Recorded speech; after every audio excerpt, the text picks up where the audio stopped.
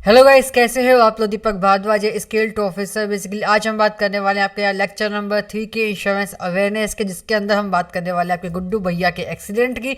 चलिए स्टार्ट करते हैं स्टोरी को बिना किसी टाइम वेस्ट के। ठीक है, आज हम यहाँ सीखने वाले हैं बेसिकली आपका पर्सनल एक्सीडेंट मतलब कि आपका पीए इंश्योरेंस क्या होता है। ठीक है, पीए इंश्योरेंस की कहानी को समझने वाले हैं गुड्डू भैया के एक्सीडेंट से। ठीक है, यहाँ पे ये बात सिर्फ उसे दिखाने के लिए है। ठीक है, मेरे से कोई मकसद नहीं है। पहले बात करते हैं बेसिकली क्या होता है। जो पीए होता है आपका पर्सनल एक्सीडेंट, नाम से आपको दिख रहा होगा कि जब भी किसी इंसान का एक्सीडेंट होता है और उससे उसका कुछ भी लॉस होता है, फॉर एग्जांपल या तो उसकी डेथ हो जाए, ठीक है, या फिर उसका डिसएबलमेंट हो जाए कि वो चल नहीं पाए, मतलब बेसिकली उसके हाथ पैर या कुछ काम करना बंद कर दे। ठीक है, तो इसको हम बोलते हैं पीए इंश्योरेंस। ठीक है, तो पीए इंश्योरेंस के जब इंश्योरेंस करने के लिए आते हैं, ठीक है, ऑन एन एवरेज आपको 60 रुपये के अंदर 1 लाख का इंश्योरेंस मिलता है इसका। ठीक है, 60 रुपये के अंदर 1 लाख का इंश्योरेंस मिल रहा होता है। ये लगभग सभी कंपनीज में सेम सा ही होता है, किसी में 50 होगा, किसी में 80 होगा, ऐसे होता है। ठीक है, तो 60 के अंदर 1 लाख का इंश्योरेंस मिलता है। इसका मतलब कि प्रीमियम बहुत कम है, क्योंकि चांसेस कम होते हैं कि एक्सीडेंट होके किसी इंसान के कुछ हो जाए, इसके चांसेस कम होते हैं। ठीक, अब एक्चुअल में क्या होता है ना, ये तो चलो ठीक है, ये तो हो गया 1 लाख की बात। लेकिन जैसे ही हम यहाँ पे सम इंश्योर्ड को इंक्रीज करते हैं, सपोज कि सम इंश्योर्ड हो गया आपका 20 लाख रुपए। ठीक है, तो उस केस में पहली बात तो आती है कि 20 लाख का सम इंश्योर्ड क्या कोई भी ले सकता है, ऐसा कुछ नहीं है। इसके लिए पर्टिकुलरली नियम होते हैं कि कौन कौन 20 लाख का सम इंश्योर्ड ले सकता है, कौन नहीं ले सकता। मतलब बेसिकली उसकी जो आपकी मंथली इनकम होती है ना, उसका कुछ टाइम्स आप ले सकते हो इसका सम इंश्योर्ड, राइट। तो और इसके अलावा एक और चीज़ होती है कि उस इंसान का ऑक्यूपेशन क्या है, कि वो करता क्या है, उस हिसाब से भी उसकी रेटिंग डिसाइड होगी। फॉर एग्जांपल, अगर आप एक अकाउंटेंट हैं, आप डॉक्टर हैं, आप लॉयर हैं, आप आर्किटेक्ट हैं, कंसल्टेंट इंजीनियर है, टीचर है, बैंकर है, तो इसको हम बोलते हैं आपका रिस्क ग्रुप 1। तो यहाँ पे मतलब क्या है, यहाँ से आप समझिए कि जो ये लोग होते हैं ना, इनके एक्सीडेंट होने के चांसेस कम होते हैं काम करते हुए, राइट। लेकिन अगर हम आते हैं नीचे सीधा आपके रिस्क ग्रुप 3 पे, इसमें कौन कौन आता है देखो। जो ऐसे इंसान जो कि आपके अंडरग्राउंड माइंस के अंदर काम कर रहे होंगे, या आपके एक्सप्लोजिव मैगजीन्स में काम कर रहे होंगे, आपके workers involve in electrical installation with high tension supply, आपके जॉकीज होते हैं, आपके सर्कस पर्सनल होते हैं। तो ये सब लोग ऐसे होते हैं ना जिनके एक्सीडेंट होने के चांसेस हाई होते हैं काम करते वक्त भी। या मानते हो इस चीज़ को, ठीक है, कि भाई कोई इंसान माइंस में है, कोई इंसान है बिजली ठीक करने गया है, हो सकता है कि लाइट ऑन हो जाए या फिर उससे कोई भी उसको झटका आ जाए, कुछ भी हो सकता है।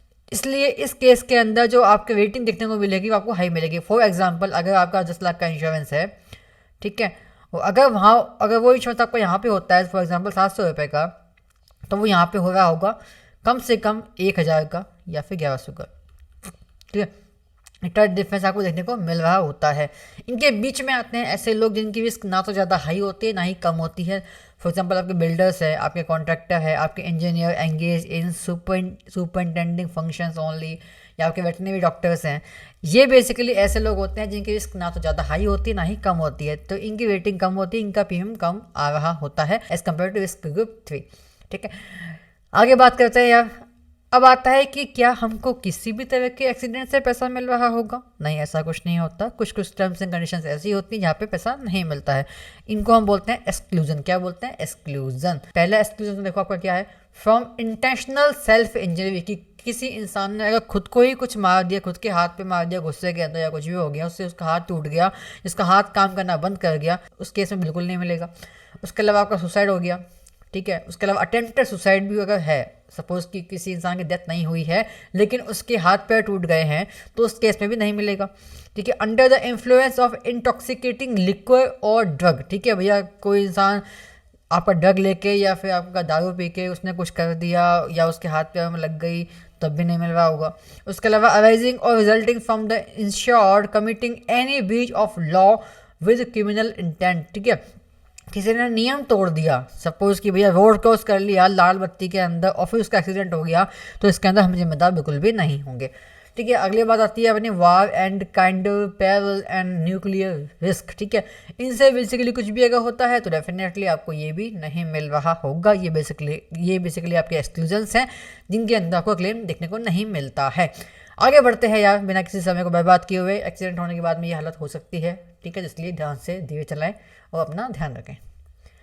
अब बात करते हैं एज लिमिट की। क्या किसी भी इंसान को हम दे सकते हैं इंश्योरेंस? ऐसा नहीं है, ठीक है, एक लिमिट होती है। फॉर एग्जांपल, आपका 5 साल कम से कम एज होनी चाहिए और मैक्सिमम 70 ईयर्स। इससे कम क्यों नहीं, क्योंकि डेफिनेटली बच्चे छोटे होते हैं तो उनकी डेथ होने के चांसेस ज़्यादा रहते हैं स्टार्टिंग के अंदर, और उसके अलावा 70 के ऊपर भी चांसेस हाई रहते हैं डेथ होने के। इसलिए बेसिकली इसका क्राइटेरिया जो है वो आपका 5 साल से लेकर के 70 ईयर्स तक आपका दिखने को मिल रहा है। अगर सपोज कभी कभी ऐसा होता है कि आपकी पॉलिसी लगातार चल रही है, ठीक है, आपने 70 में भी आपकी पॉलिसी लगातार है, तो उस केस में आपकी पॉलिसी को एक्सटेंड किया जा सकता है up to 80 years with subject to loading. Loading मैंने आपको समझाया था आपके लेक्चर नंबर 1 के अंदर। जिसको भी याद है वो कमेंट सेक्शन के अंदर बताना मुझे, ठीक है। आगे बात करते हैं टाइप्स ऑफ डिसेबिलिटी क्या होता है बेसिकली, ठीक है, कि भाई किस तरह की इसको डिसेबिलिटी हुई है, ठीक है। उसके बेसिकली 3 टाइप्स होते हैं। पहला आपका है परमानेंट टोटल, नाम से देखो कि भाई परमानेंट हो गया मतलब हमेशा के लिए, टोटल मतलब कि सब कुछ खत्म। अगला आता है आपका परमानेंट पार्शियल, ठीक है, परमानेंट हुआ है लेकिन कुछ लाइक आपका एक हाथ या एक पैर ऐसे करके। अगला आता है आपका टेम्परेरी हुआ है और टोटल हुआ है, ठीक है। पहले हम बात करते हैं आपके परमानेंट टोटल पे, ठीक है। देखिए इसका साफ साफ नाम से दिख रहा है कि जो चीज़ हमेशा के लिए हो गई है उसको हम वापस से रिवर्स नहीं कर सकते हैं। फॉर एग्जांपल अगर किसी इंसान का हाथ कट गया है तो उसका वापस नहीं आ सकता, ठीक है। सेकेंड पॉइंट क्या है यहाँ पे, in short person is prevented from engaging in gainful employment of any kind. For example अगर उसको पैरालिसिस हो गया है तो डेफिनेटली अब वो काम नहीं कर सकता है, तो उसको हम बोलते हैं परमानेंट, राइट। यहाँ पे देखिए क्या क्या कौन कौन से पॉइंट्स ऐसे हैं जिनको हम इस कैटेगरी के अंदर रख सकते हैं। पहला आपका है loss of site of both eyes, दोनों ही आइज का एक साथ चला जाना, ये बोलते हैं आपका परमानेंट, ठीक है। सेकंड क्या आपको actual loss by physical separation of 2 entire hands और 2 एंटायर फीट और 1 एंटायर हैंड एंड फीट, मतलब कि दोनों हाथ या फिर आपके दोनों पैर या फिर एक हाथ और एक पैर, ठीक है। उसके अलावा आपका loss of site of 1 I and, मतलब अल्टीमेटली कहना है मतलब क्या है कि 2 पार्ट आपके कोई से भी, चाहे वो आई हो, चाहे आपका हैंड हो, चाहे आपका लेग हो, ठीक है, इनमें से कोई से भी 2 पार्ट अगर चले जाते हैं किसी भी इंसान के तो वो इस कैटेगरी के अंदर आ जाता है, ठीक है। इस केस के अंदर आपको 100% क्लेम मिल रहा होता है। आगे बढ़ते हैं, अगला आता है आपका परमानेंट पार्शियल, ठीक है। एग्जाम्पल लॉस ऑफ टो और ए फिंगर, ठीक है, कुछ हिस्सा ही सिर्फ आपका ऐसा होता है। सपोज कि अगर किसी की उंगली कट गई है, ठीक है, तो वो वापस तो नहीं आ सकती इसलिए हो गया परमानेंट, लेकिन क्योंकि वो हाथ का कुछ हिस्सा है इसको बोलते हैं पार्शियल, ठीक है। इस केस में क्या होता है आगे हम पढ़ने वाले होंगे, एक पर्टिकुलर परसेंटेज होती है कि भैया कौन से पार्ट को नुकसान हुआ है, उस हिसाब से ही आपको परसेंटेज वाइज क्लेम मिल रहा होता है।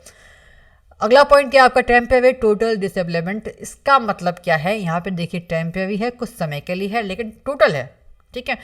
ये कैसे हो सकता है, फॉर एग्जांपल किसी को पैरालिसिस हुआ है, ठीक है, लेकिन ऐसा है कि वो ठीक हो सकता है, तो उस केस में उसको हम बोलेंगे टेम्परेरी टोटल, ठीक है। ये भैया कुछ दिन के लिए भी हो सकता है, कुछ वीक्स के लिए हो सकता है, कुछ मंथ्स के लिए, इवन ईयर्स के लिए भी हो सकता है कि कोई कई सालों के बाद इंसान ठीक होगा सपोज। इस केस में बेसिकली क्या होता है ना क्योंकि देखो ये पक्का है कि ये कुछ समय के लिए है, बाद में इंसान ठीक हो जाएगा अगर श्योरिटी होती है तो उस केस में बेसिकली आपको हर वीक आपको कंपनसेशन मिलता है, इसको बोलते हैं वीकली कंपनसेशन, ठीक है। ये कुछ परसेंटेज होता है, for example weekly payment at 1% of capital sum insured. For example अगर आपकी पॉलिसी है 1 लाख की, ठीक है, तो आपको हर वीक